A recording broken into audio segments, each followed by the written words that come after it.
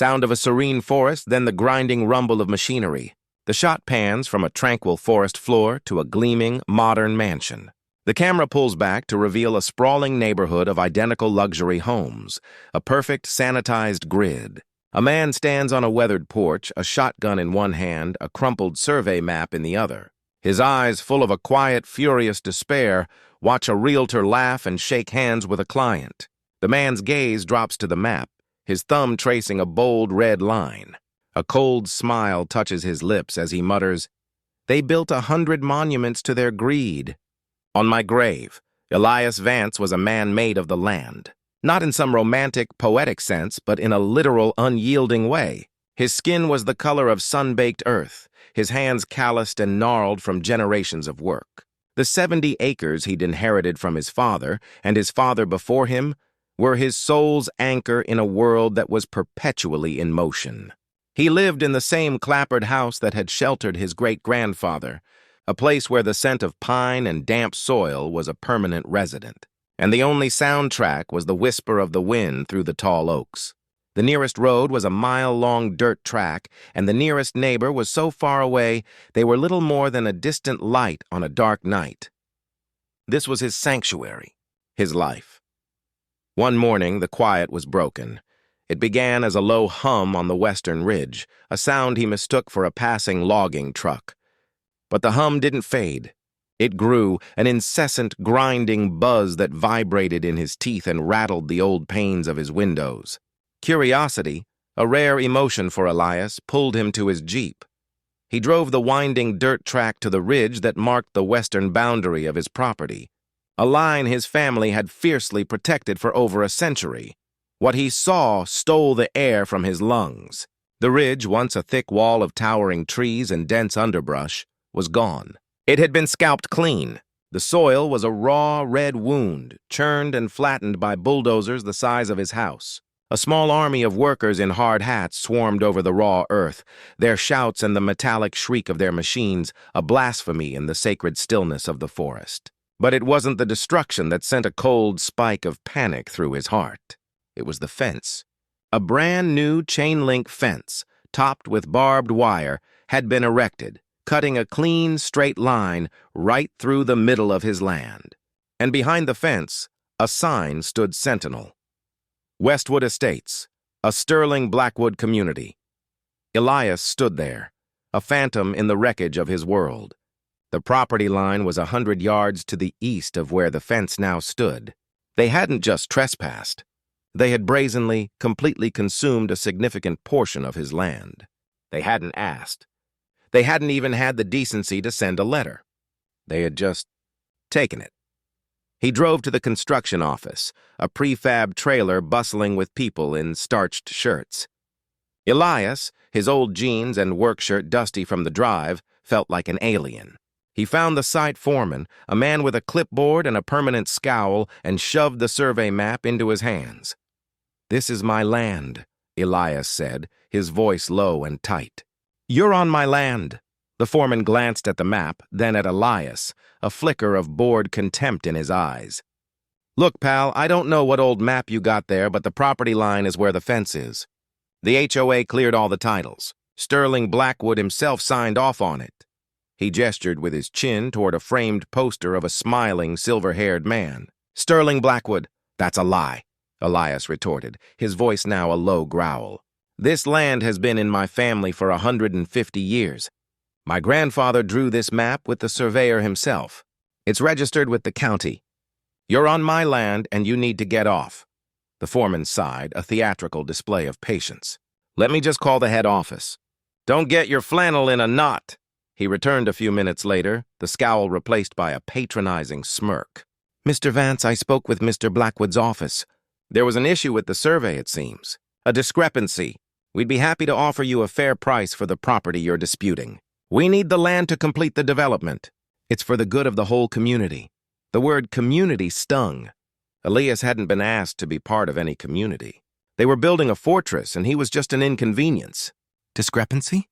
"There's no discrepancy. This is my land, and it's not for sale." The smirk didn't waver.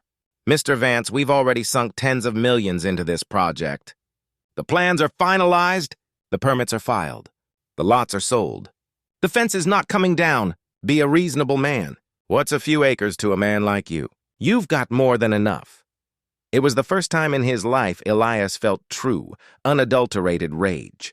This wasn't a mistake. It was a calculated theft. He drove away, the roar of the machinery a constant thrumming in his ears. He spent the next 3 days in a haze of fury, rechecking his surveys, pulling up old documents from the county archives, and making call after fruitless call. Everyone from the county clerk to the land commission seemed to have received a memo. The documents were all in order.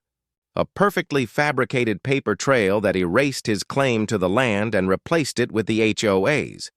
His ownership had been swallowed by a corporate hydra. He got a call a week later.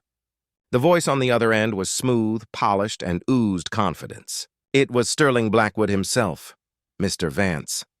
Sterling Blackwood. I understand you have a concern about the Westwood Estates development. I apologize for the inconvenience. The apology was hollow, a formality. I'm a man who believes in fairness, so I've instructed my team to draw up a contract for you. We'll offer you $500,000 for the disputed parcel. That's more than fair, and it'll allow us to move forward without any more hassle. Elias held the phone so tightly his knuckles turned white. $500,000 for 70 acres. He knew what the land was worth. The trees alone, even if they were just logged for wood, were worth more than that. The prime real estate nestled against a clear water creek was worth millions. They weren't being fair. They were offering him a bribe.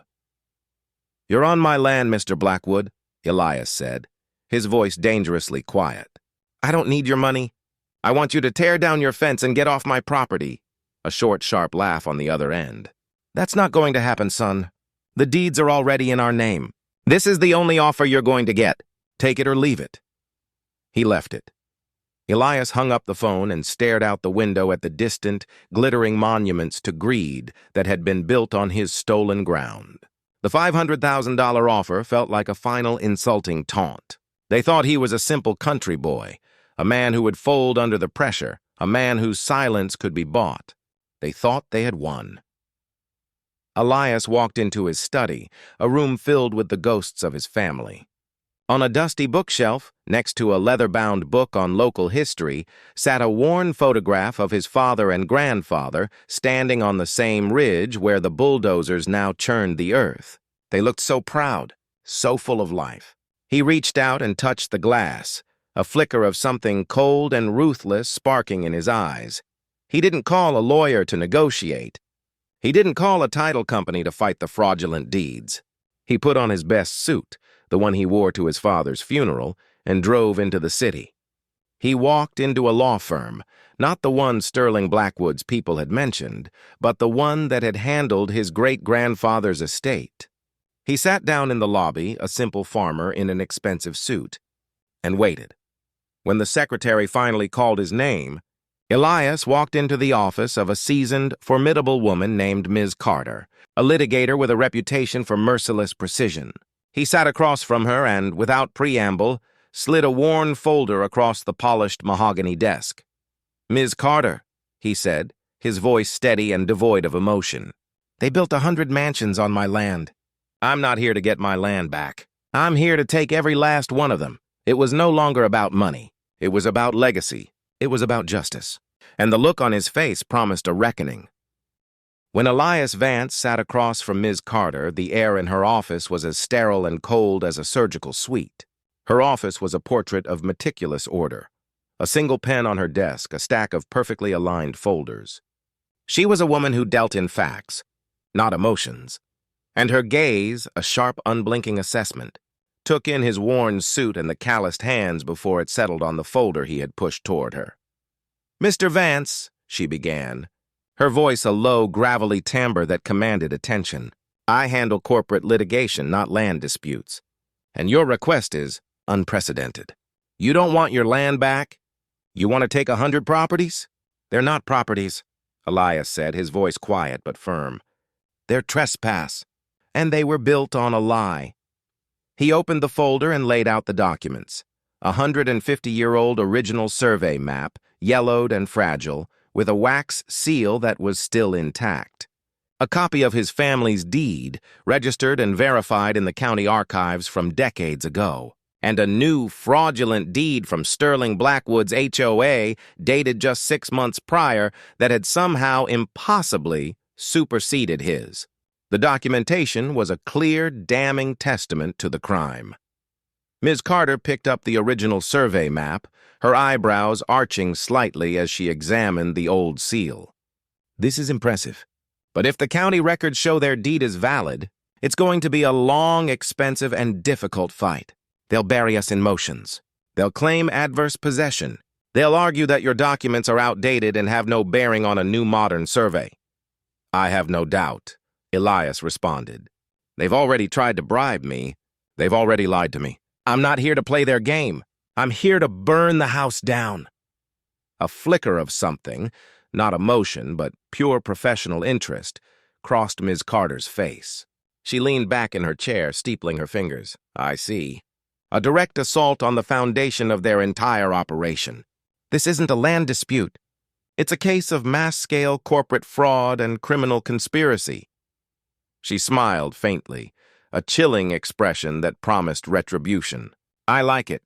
It's audacious. But we can't just rely on these documents. We need to find the crack in their perfect paper trail, the person who signed off on their deed, the surveyor who falsified the records. We need to find the witness or the document that proves their fraud was intentional. She outlined her plan with the precision of a field general. They would file a quiet lawsuit, not just against the HOA, but against Sterling Blackwood and the entities that had issued the fraudulent deeds. The lawsuit would be sealed to prevent the HOA from immediately going into damage control. The goal wasn't to win in court yet. It was to use the discovery phase of the trial to compel Blackwood to reveal his documents, his surveys, his communications, all the evidence that had been hidden from Elias. Ms. Carter would be a wolf in sheep's clothing, patiently collecting her evidence before she went for the throat. While Ms. Carter moved with quiet legal force, Sterling Blackwood's response was anything but quiet. The moment he was served with the sealed suit, his polished demeanor evaporated. Elias's phone began to ring with blocked numbers. The messages were coarse, menacing. You're making a mistake, Vance. That land is a drop in the ocean. Don't drown over a bucket of water. And later, get out of your own way. We will break you. The law's on our side, but Blackwood wasn't a man who relied solely on threats. Elias began to notice cars with tinted windows parked on the dirt road leading to his property. They would sit for hours, then drive away. One evening, he came home to find his mailbox splintered, the pieces scattered across the grass. The next week, the tires on his Jeep were slashed. They were trying to make him feel vulnerable, isolated. They were trying to scare him into folding. But they didn't understand the man he was. The land had made him stubborn, and now it was making him dangerous. He spent his nights in the dark, sitting on his porch with his father's old shotgun resting on his lap. He watched the property line, the glowing monuments of Westwood Estates twinkling in the distance, a constant glittering insult. The tension was a physical thing, a coil of tightly wound steel in his gut. The loneliness he once cherished now felt like a liability, a vulnerability they would exploit. One afternoon, Ms. Carter called. Elias, I need you to do something for me. Something that goes against everything you've been told to do. I need you to go into the county archives. I need you to look for the original survey maps, the ones that were submitted to the county 150 years ago. I have a theory that the new deed wasn't just a forgery, but that it was done by corrupting the county records themselves. I don't want to file a subpoena just yet. We need a smoking gun. I need you to find me the original source. Elias went to the county office. It was a grand, stuffy building, filled with dusty books and the ghosts of countless bureaucrats. He spent 3 days in the basement archives, a labyrinth of old files and forgotten history. He found his family name in the ledgers from the late 1800s. He found the entry for the deed and the survey. But when he pulled the documents, they were pristine, freshly copied and stamped with a new seal. The originals, the ones he and Ms. Carter were looking for, were gone. They had already thought of this. Defeated, he was about to give up when an elderly archivist, a man with a kind smile and a profound love of history, noticed his frustration. Son, you look like you've hit a dead end. Are you looking for something that's been misplaced? Elias told him the truth, a condensed version of his story. The archivist listened, his face impassive. When Elias was done, the man smiled sadly. Happens all the time. But back in the day, surveyors were paranoid. We had to file not just one copy, but two.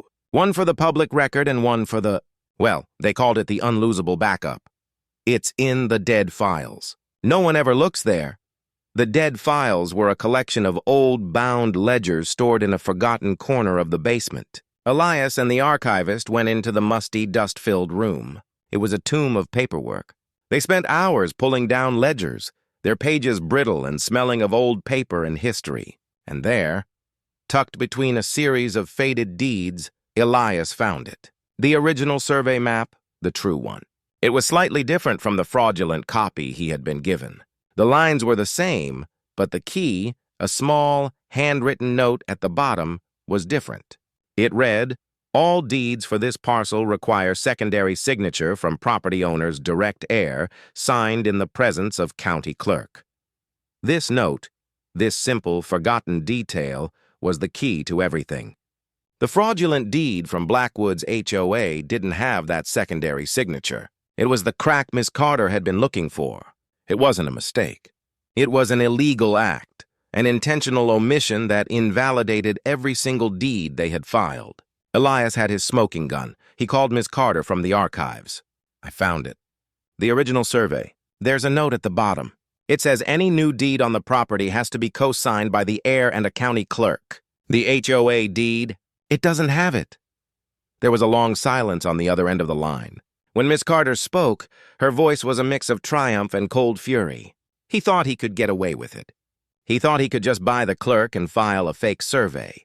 He thought he could steal a man's entire life's work with a few stamped pieces of paper. Ms. Carter called Elias back an hour later. "Elias, there's been a development. Something you should know." When I pulled the legal history on Sterling Blackwood, I found something interesting. A few years ago, he was involved in a similar property dispute. The lawsuit was dropped before it went to trial, but the plaintiff's lawyer was a woman, an aggressive, relentless litigator. She made a claim that the title was fraudulent and that Blackwood was trying to use a loophole to steal the property, but the lawsuit never got past the discovery phase. She disappeared a month later. Disappeared? Elias asked, his heart sinking. Officially, she took a new job overseas. But there were rumors. The fact is, she stopped fighting him and he took the property. It seems he doesn't just intimidate people, he eliminates obstacles. It was never about the money, Elias. It was always about the power. Blackwood doesn't just steal land. He erases people who stand in his way. The air in the room suddenly felt heavy, thick with a new, terrifying reality. It wasn't just a legal battle anymore. It was personal. The stakes were no longer just 100 mansions. They were his life. Elias looked out the window at the setting sun, a crimson gash against the horizon. The fight had just begun. The revelation from Ms. Carter hung in the air like a death sentence. It wasn't just about land or money anymore. It was about survival. Sterling Blackwood didn't just win, he erased.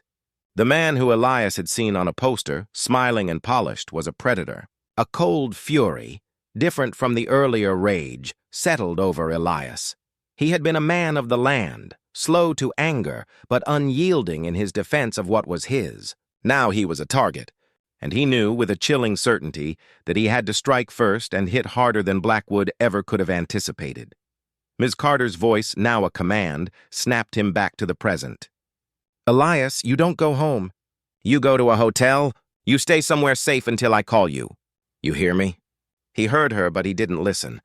He drove his Jeep straight back to his property. He felt a deep, primal need to be on his own ground, to face the darkness on his own terms. He couldn't be a pawn moved on her chessboard. He had to be the immovable king. He was a man who lived with the solitude of the woods, and he would face this threat as he had faced all others, alone and with his eyes wide open.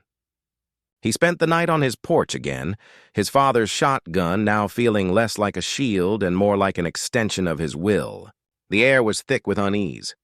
The twinkling lights of Westwood Estates felt less like an insult and more like a taunt. The next morning, the threats escalated. Elias's phone rang. The voice was distorted, a digital whisper. "You made a mistake, old man. You should have taken the money. Now you're going to lose a lot more than land. The next message was a text, an image of his house, taken from the woods, with a red circle drawn around the front door. He felt a shiver of pure, ice-cold fear. They had been on his property. They were watching him. That afternoon, Ms. Carter called him. Her voice was taut with controlled fury. "We're moving. I filed a motion to unseal the case and to subpoena every single document related to the Westwood Estates land acquisition. Every deed, every survey, every email, every communication from Sterling Blackwood and his entire legal team. We're going to prove that the forgery was intentional, and then we're going to file a second motion to invalidate every single one of those deeds." They thought this was a game of chess. "We're going to drop a bomb on their board," Elias agreed. He was ready. This was no longer about a lawsuit. It was a war. The news of the unsealed lawsuit hit the local papers like a thunderclap. HOA sued for alleged fraud, one headline read. Prominent developer Sterling Blackwood accused of land theft. The story, however, was buried. Sterling Blackwood's public relations machine was fast and effective. He held a press conference, his smile a study in practiced sincerity. This is nothing more than a frivolous lawsuit from a disgruntled neighbor. A simple misunderstanding of land boundaries. We have the permits, we have the deeds, and we have the full support of the community. We will not be bullied by a single man's baseless claims. He didn't mention the unsealed documents.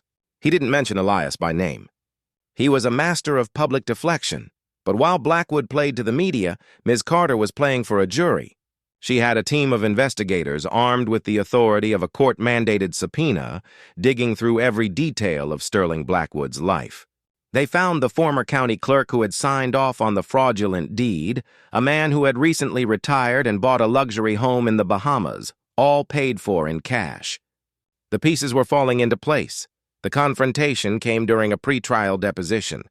Elias and Ms. Carter sat opposite Sterling Blackwood and his high-priced legal team in a stuffy conference room. Blackwood, immaculately dressed in a tailored suit, a man who looked like he had never spent a day in the sun, smiled at Elias with a practiced, condescending air. "This is a waste of everyone's time. Mr. Vance," Blackwood said, his voice a smooth purr, "I'm a man who builds things. You're a man who lives in the past. Your family's land, your father's and grandfather's lives, they are all just history. My houses, my community, my legacies. That is the future. I offered you a way out, a way to walk away with a handsome sum. You chose to be stubborn. That was a costly mistake." Elias didn't flinch. He just watched the man, a predator in a suit, a man who believed he was above the law. Ms. Carter, however, did not remain silent. She placed a large bound document on the table in front of Blackwood. It was a copy of her motion, filed with the court and made public just hours before. The motion was titled, "Motion to Invalidate All Deeds and Titles for Westwood Estates on Grounds of Fraud and Intentional Deception." Blackwood's smile faltered. His eyes widened slightly as he read the title. "What is this?" he demanded. His lawyers, looking equally surprised and panicked, scrambled to get their own copies. "It's a motion to invalidate every single one of the deeds for every single one of the houses in your Westwood Estates development," Ms. Carter said, her voice a low, triumphant hiss. "Your fraudulent deed, the one you filed to steal Mr. Vance's land, is the foundation for your entire project. Without it, your entire development is built on stolen property. Your deeds are all worthless." She then, with a flourish, placed the copy of the original 150-year-old survey on the table, the one with the handwritten note at the bottom. "All deeds for this parcel require secondary signature from property owner's direct heir, signed in the presence of county clerk. You had a county clerk on the take. Mr. Blackwood," Ms. Carter said, her voice dripping with venom. "You paid a man to file a forged deed and bury the evidence, but you missed a small, insignificant detail on the original survey, a detail that invalidates your entire claim to the land. You didn't just trespass. You committed fraud on an unprecedented scale. And now every single one of those 100 deeds you sold to 100 families is worthless." Blackwood's face, a mask of practiced calm, finally cracked. The color drained from his face as the full weight of her words landed. His legacy, his empire, everything he had built on a foundation of lies was now in danger of collapsing. It wasn't just a legal battle anymore. It was a public and catastrophic defeat. The next day, Elias's phone rang. It was an unblocked number, a voice filled with raw, unbridled fury. "Vance," Sterling Blackwood roared, "do you know what you've done? Do you know what you've cost me? I will ruin you. I will burn your house to the ground and dance on the ashes." The man, always so controlled, was finally losing it. He had never considered that the quiet man from the woods would hit him back so hard. Elias listened, a slow smile spreading across his face. He looked out his window at the distant glittering lights. They were no longer a taunt. They were a bomb waiting to go off. "Mr. Blackwood," Elias said, his voice as calm as a summer night, "I'm not the one who built 100 mansions on someone else's property. The bomb, you hear? You built it yourself." The line went dead. Elias knew his life was in more danger than ever before, but for the first time since this ordeal began, he felt a sense of peace. He had found his strength again, not in the quiet solitude of his land, but in the thunderous power of justice. It was a feeling Blackwood had never known. The line went dead, but Sterling Blackwood's final threat echoed in Elias's mind, a promise of violence he knew the man was capable of keeping. The silence that followed was more unnerving than the roar. The air, which had felt charged with the static of legal triumph, now hummed with the palpable tension of a brewing storm. Elias stood on his porch, the shotgun still resting on his lap, and looked out at the twinkling lights of the Westwood estates. The community that was supposed to be his ruin was about to become his shield. Blackwood had made an enemy of one man, but he had betrayed 100 families. That betrayal, not the legal motions, would be the true bomb. The news broke in the evening. A local news report, buried between a segment on rising gas prices and a fluff piece on a new mall, ran a small story. Westwood Estates facing legal challenge. Deeds questioned. The report was brief, but its implications were catastrophic. A young reporter, standing in front of a half-finished mansion, explained in clipped tones that a local landowner was claiming the entire development was built on his stolen property and that all existing deeds were worthless. The reporter quoted Ms. Carter, who, in a single icy sentence, stated that her motion was based on irrefutable evidence of a fraudulent deed that invalidates all subsequent titles. The news didn't name Elias, but the photo of his rustic home was superimposed on a screen behind the reporter. In 100 houses, a collective gasp of disbelief and panic swept through the community. The residents of Westwood Estates had bought a dream, a glossy brochure of manicured lawns and state-of-the-art appliances. They had bought into Blackwood's promise of an exclusive, secure community. Now that dream was unraveling. The phone calls started immediately, a frantic web of rumors and fear spreading from house to house. The newly formed Homeowners Association, Blackwood's puppet regime, held an emergency meeting.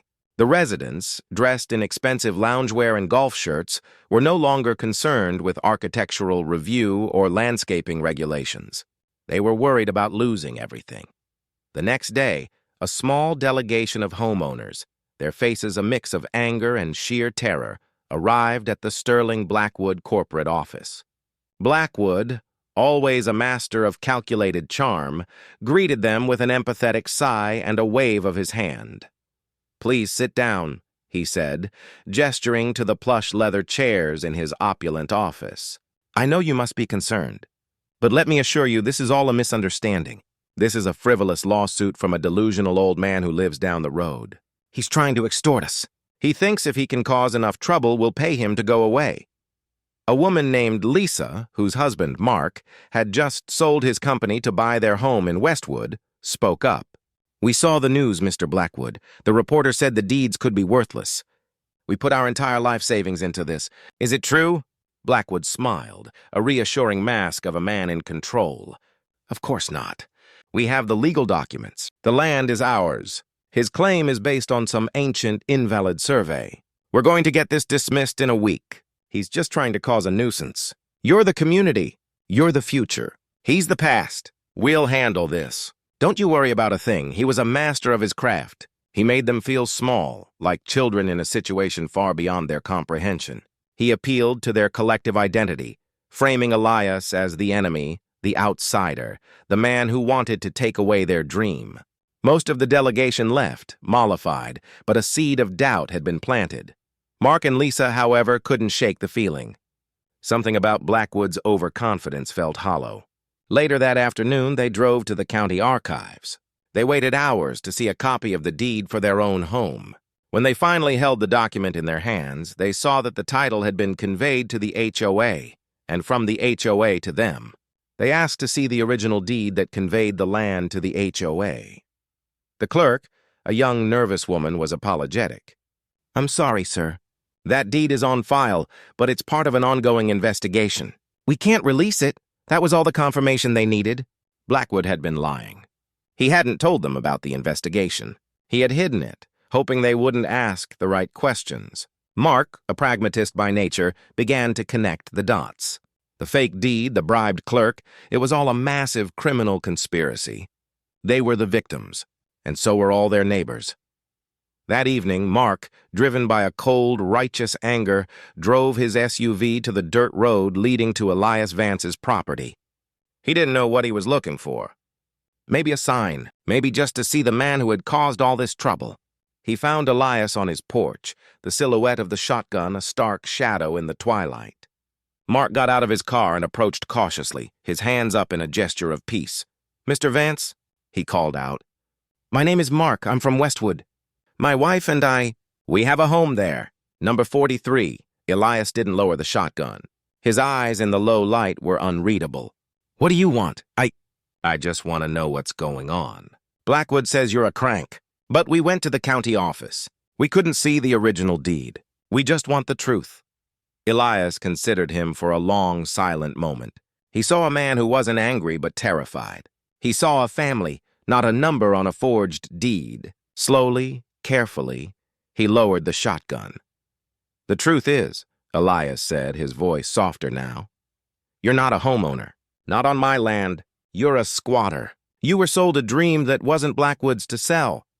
He told Mark everything, showing him the original survey and the fraudulent deed he had been given. He told him about the handwritten note on the old survey. Mark, a man who had made his living on details, instantly recognized the significance.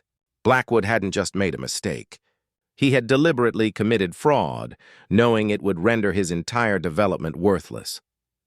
Mark drove back to Westwood Estates, the truth a heavy, burning weight in his gut. He called Lisa, then his closest neighbors. By midnight, a secret meeting of 20 homeowners was underway in a closed-door clubhouse.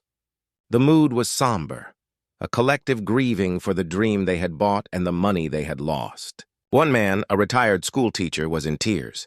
"We lost everything," he whispered. "We haven't lost everything," Mark said, his voice steel. "We've been given a choice.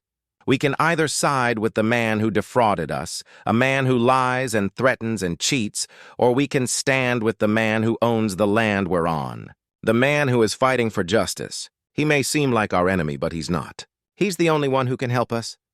A new kind of determination settled over the room. They had been lied to, and they had been used. They had been victims of Blackwood's greed. But now they could become something else. They could become a true community, united not by a flimsy HOA or a slick marketing campaign, but by a shared quest for justice. The fear began to recede, replaced by a righteous, unifying anger. The next day, a procession of cars, not just a few but dozens, drove slowly down Elias's dirt road. They were not filled with a mob of angry residents, but with a new kind of ally. Mark was in the lead car. He got out and walked up to Elias, his expression one of solemn solidarity. "Mr. Vance," he said, his voice echoing in the quiet, "we've seen the truth. We're on your side. We're going to help you burn it all down." Elias, looking out at the faces of the homeowners who had come to his doorstep, felt something he hadn't felt in years. He felt the warmth of community, the strength of a shared purpose. The man who lived in solitude was no longer alone.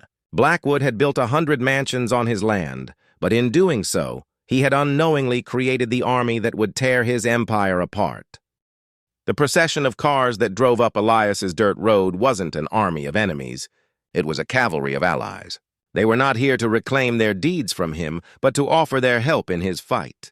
The tension that had been a physical weight on his shoulders for months finally began to lift, replaced by the unexpected strength of shared purpose. Elias, a man who had chosen to live a life of solitude, was no longer alone.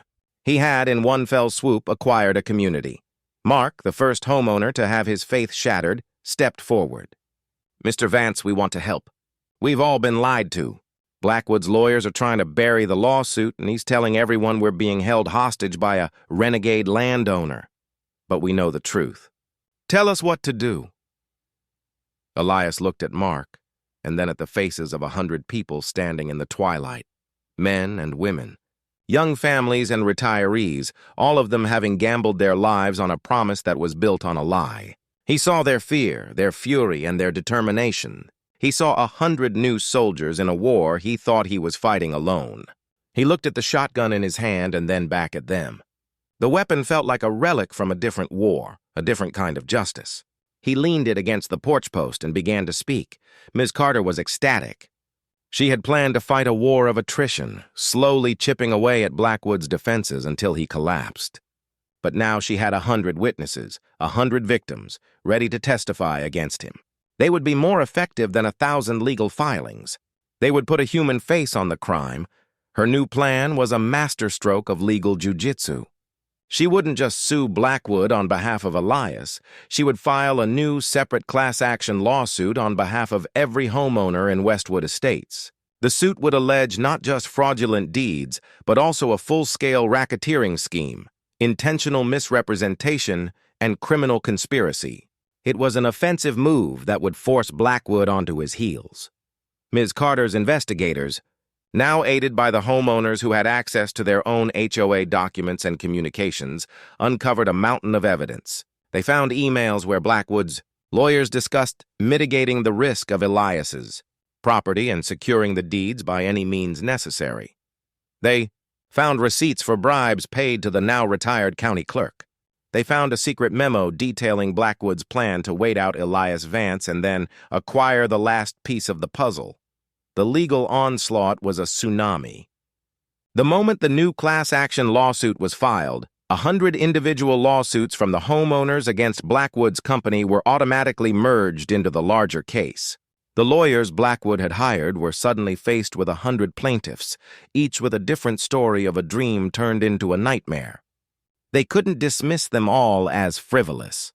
The media, now armed with the faces and stories of the victims, turned their attention from the small local news report into a national sensation. Blackwood, a man who had prided himself on his public image, was now a public pariah. Desperate, Blackwood fell back on his old, violent tactics. The intimidation he had used on Elias now became his go-to weapon. He sent veiled threats to Mark and Lisa and to the other homeowners who were speaking out against him. He tried to get the lawyers on his payroll to bury the new lawsuit in motions, but Ms. Carter was too fast. The climax came on the night of a major snowstorm. The weather was a whiteout, a perfect cover for a man with a dark mission. Elias was on his porch, a mug of coffee in his hands, watching the swirling snow, when he saw the single set of headlights crawling down his long, winding driveway. He knew it wasn't one of the homeowners. It was too late. He grabbed his shotgun, the one that had been his father's, and moved into the shadows. The car, an SUV with tinted windows, slid to a stop 20 feet from the house. The driver's side door opened and Sterling Blackwood stepped out. He wasn't in a suit. He was dressed in a dark jacket, a wool cap pulled low over his eyes. He was alone. His face, in the dim light of his headlights, was contorted with a cold, savage rage. He held a small red gas can in one hand. "Vance!" he roared, his voice a low, gravelly sound in the wind. "You think you won? You think you can take my life's work? My legacy? I'm going to end this. I'm going to burn your house to the ground, and I'm going to watch you watch it burn." Elias stepped out of the shadows, his shotgun held loosely in his hands.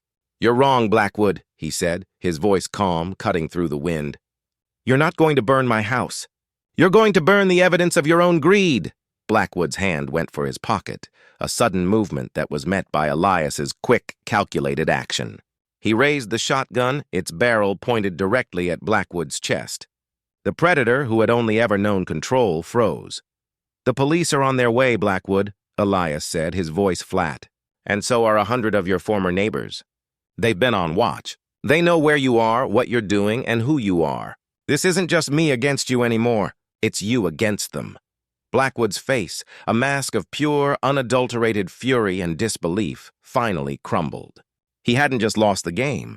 He had lost his mind. He had gambled on the quiet man in the woods being too weak, too solitary to fight back. He had never imagined that the community he had built on a foundation of lies would become the very force that would be his downfall. The police arrived, their sirens muted by the storm. They found Blackwood, the gas can in his hand, a look of shocked, utter defeat on his face. The court case that followed was brief. Blackwood, with a mountain of evidence against him and 100 homeowners ready to testify, pleaded guilty to charges of fraud, conspiracy, and racketeering. The judge, in a landmark ruling, invalidated every deed and title in Westwood Estates and transferred ownership of the entire property back to Elias Vance. But Elias didn't want the mansions. He didn't want the perfectly manicured lawns or the state-of-the-art appliances. He wanted his land. And so, he sat down with the homeowners, the very people who had once been his adversaries, and worked out a new kind of deed. He would sell the land to them $1 for each property on the condition that they form a new, truly democratic community. They would rename their neighborhood. They would choose their own leaders. And they would take the first step toward building a true community. Mark, the new leader of the community, came to Elias one afternoon. "We've got the new name," he said. "We voted on it. We're calling it the Vance Community." Elias, who still lived in his quiet, rustic home in the middle of 100 mansions, shook his head. "No," he said with a gentle smile. "My family name is not for sale. It's for the land.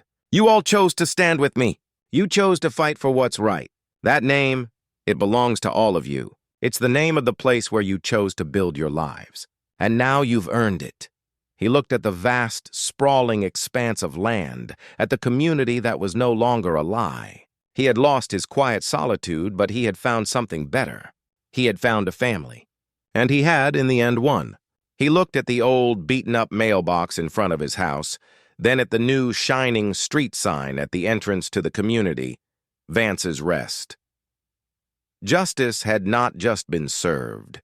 It had been built brick by brick on the very land that was supposed to be his ruin.